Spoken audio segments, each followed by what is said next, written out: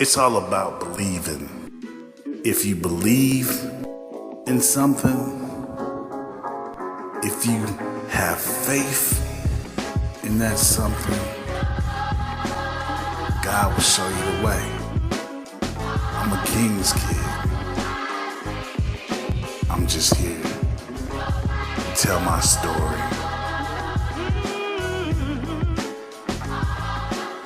Because I believe I created something. I just know that one person will believe in it and help me take my vision from a king's kid to that next level of success.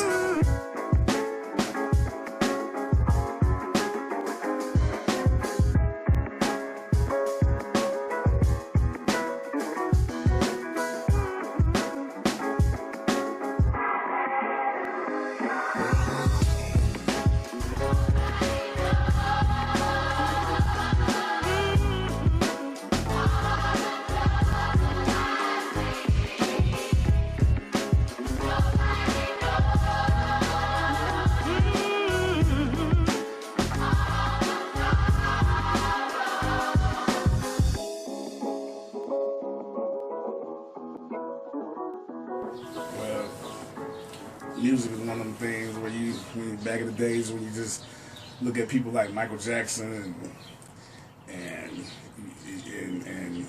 other big entertainers, you just want to be like them, you know what I mean? Like you just want to do some kind of entertainment. You want to make people smile just because of your entertainment, you know what I mean? What you do. So I just got into music. I always wanted to record and get in that type of limelight, you know what I mean? And just try to do something different with my life. And I always tell my mom, I was like, man, when I get big, I'm gonna buy you a big old house. You know what I mean? Just because of music. And once I got my first opportunity to go into the studio, you know, I knew it was there. You know, I knew that talent was there. It was just all about molding it and making it into something that I know it could be. So, you know, I started doing it, and I started going to different studios. I started developing my voice and developing who I was as an artist. And it came to, you know, to the point where I had to come up with my name, like a name. I was like, man, I need a rap name now, you know what I mean? One of my big sister, she was like, won't you call yourself E Lethal? And I was like, E Lethal? I was like, oh, that's kind of nice. You know what I mean? So I stuck with that. At the time when I was doing music, I just felt like I wasn't doing the work of God, you know what I mean? I felt like I wasn't doing His will at the time, you know what I mean? I felt like music was the number one, and it went over everything, you know what I mean? Even at some point in my life, I felt like, you know, I chose music over my own family. You know what I mean? And I believe God took that away from me. I believe God was telling me at the time, like, you need something else. And that something else is gonna be something that you're gonna rep me first. And I was like, okay, let's, you know, at the time I was just, you know, I didn't have no more feeling of music. You know what I mean? And that was odd to me because that was something I always loved, but it was just one of them feelings like you don't got it no more. And once I stopped doing music, God shifted me to something else. I was sitting at this computer one day and I seen this program. It was a trial version, downloaded it, and then I started messing around with different things, and then all of a sudden, I was like, man, I kind of like this. So what happened was that I started doing graphic design work for different people around my area and showing them my skills and whatnot. And then I felt like God was telling me, this is my gift that I'm giving you. and with this gift that I'm giving you, you have to rep me regardless first before anything and everything. And basically, the gift that he gave me, ever since then, I have always repped him. Anybody see me on Facebook or whatnot, I always put him first. And I'm not trying to be like I'm so holier than thou type person. That's not me, but I put God first, and I'm not scared to say or rep him in any way. Well, designs I came up with for I'm a King's Kid, I didn't know I was gonna never have a collection or nothing like that, but I said if I'm gonna have a collection, it's gonna be named, they gotta be named something. And I came up with all type of different names, all type of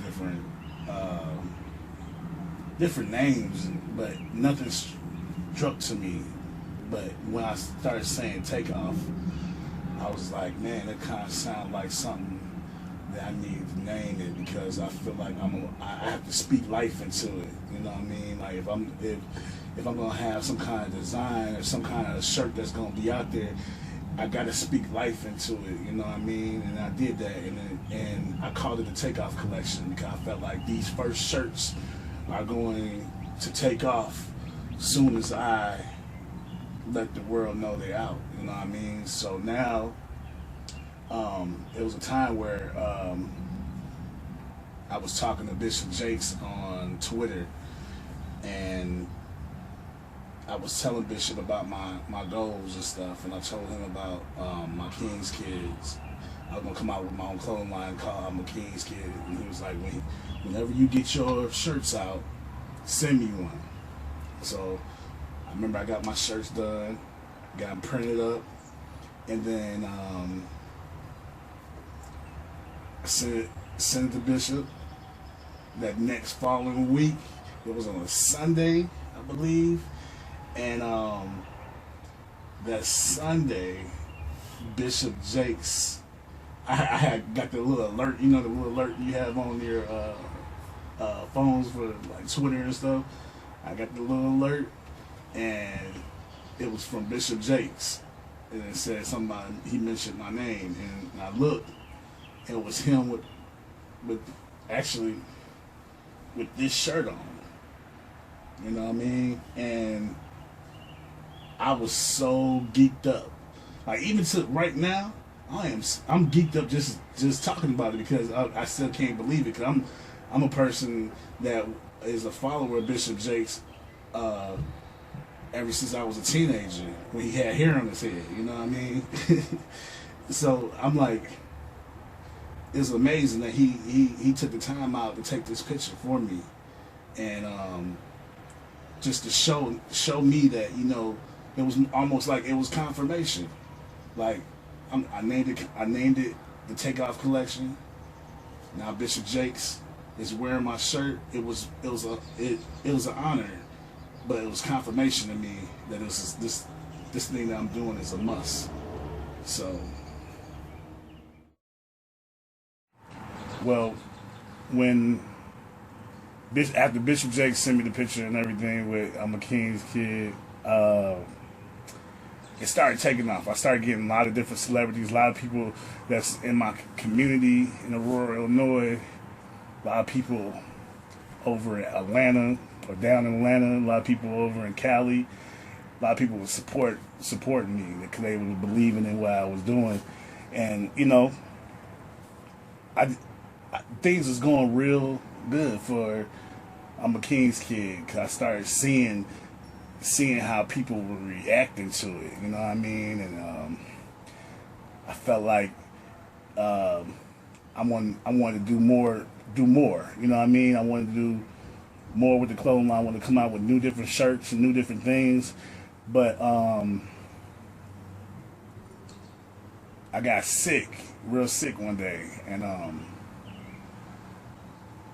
when I got sick, I didn't know what was going on with my body or nothing like that. I thought I was coming down with the flu. You know what I mean? I was sweating a lot. I hardly couldn't drink anything. I was peeing a lot. I was like, man, what is going on? I didn't know what was going on with me physically. You know what I mean? I just felt like everything was just going downhill. But it was this particular day, I had, you know, I felt like my body, I felt like I was dying, basically, you know, because I got so weak. I couldn't pick up a cup. I couldn't do nothing, you know what I mean? I couldn't do anything. And I ended up calling my mother, and I was telling her, you know, I'm not feeling right. You know, I think you need to come get me, because I think I need to go to the hospital, because I'm that type of person. I'm so scared of hospitals. I could be coughing up a storm and won't go. You know what I mean?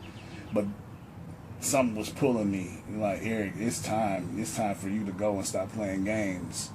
And I ended up going to the hospital. They took my blood pressure and everything, and they took, you know, they put me in this room, and they put all these IVs in me and everything. And the doctor came in, and after an hour came in and said that your sugar is up 700. I'm like, what? And the look that he was giving me, like, it was a crazy look, because he was like, you're still living, type of thing, you know. It was almost like he was basically telling me that I ain't even supposed to be here, or maybe I'm supposed to be in a coma or something, you know. So he told me he's gonna keep me for a couple days to get my sugar back down, and plus they had to do emergency surgery on me because I had a cyst on my back, and they had to cut that open and all that, you know what I mean? And it was causing the infections in my body and stuff. And then he had left and came back after all that, and then told me that I'm a diabetic. Well, after I found out that I was diagnosed as a diabetic, type 2 diabetic, I wasn't even thinking about I'm a King's kid.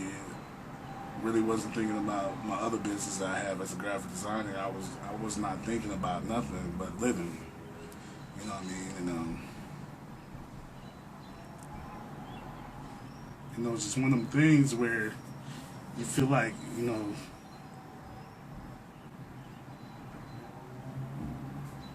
like life took over, and you are not able to do the things that you want to do. So, being a diabetic, it was like all my dreams and everything that I want to do were going down the drain. Like, I didn't want to do nothing else. Like, I knew what I wanted to do in life, but it felt like those things were not going to happen. So it was almost to the point where I gave up. And I stopped doing I'm a King's kid, I stopped thinking about it, and just started trying to move on and trying to get all my shots and my needles, because when I got diagnosed with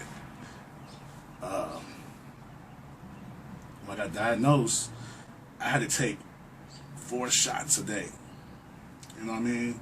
And I'm a type of dude, I'm scared of needles. You know what I mean? Like I don't mess around with needles like that. You know, and I'm like, you telling me that I gotta take 4 shots a day?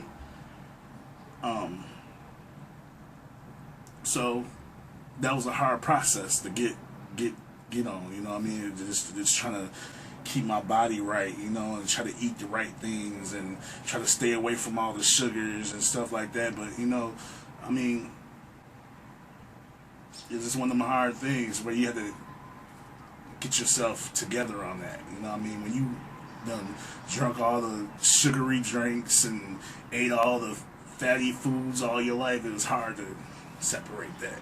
You know what I mean? But I got it done, and you know, and I'm still going through it.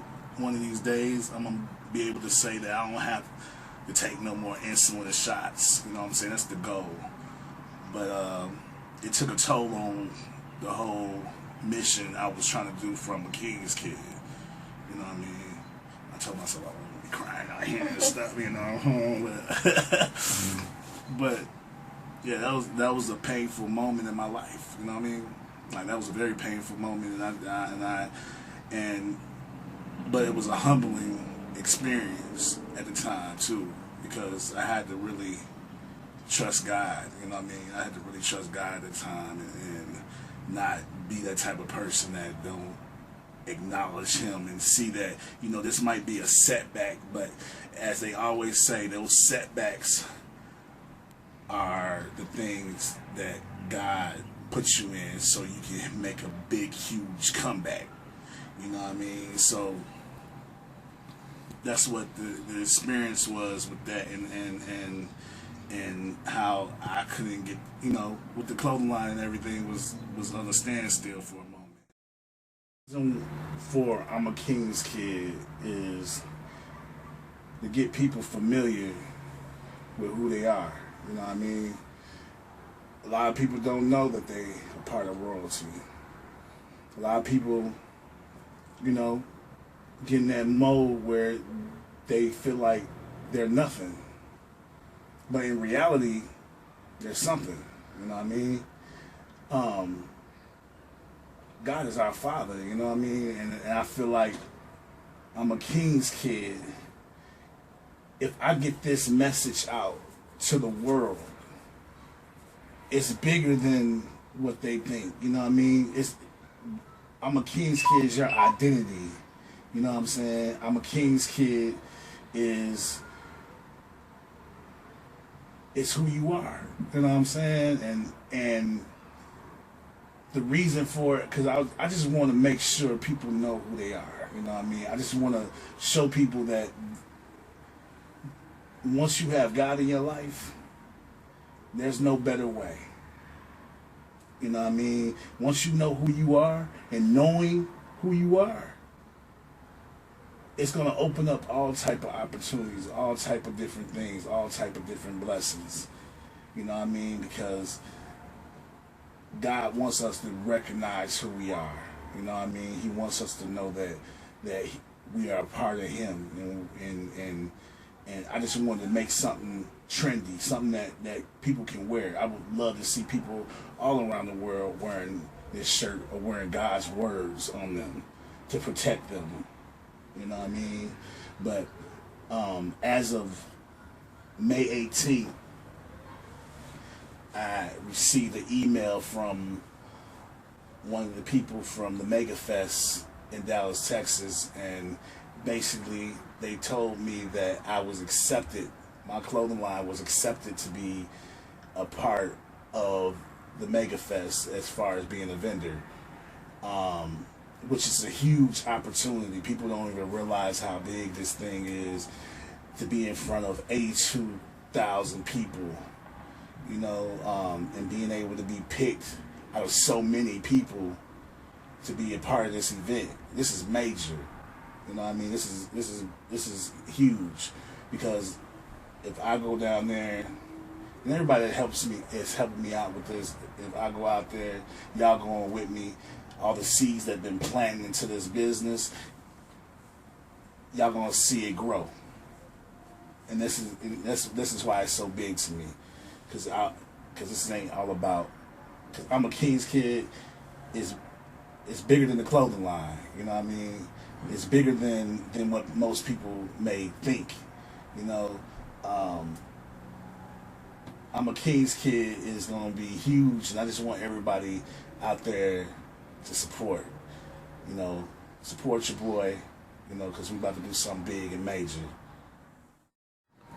You can support I'm a King's Kid on the road to MEGAFEST 2015. You can go to the GoFundMe account under the name I'm a King's Kid on the road to MEGAFEST, or you can go to the website www.imakingskid.com, and under donations you can donate there. Some of the proceeds are going to go to the cure for diabetes. I felt like that was a good thing, because of the simple fact that I'm a diabetic, and need your guys' support. We need you guys' prayers. We need your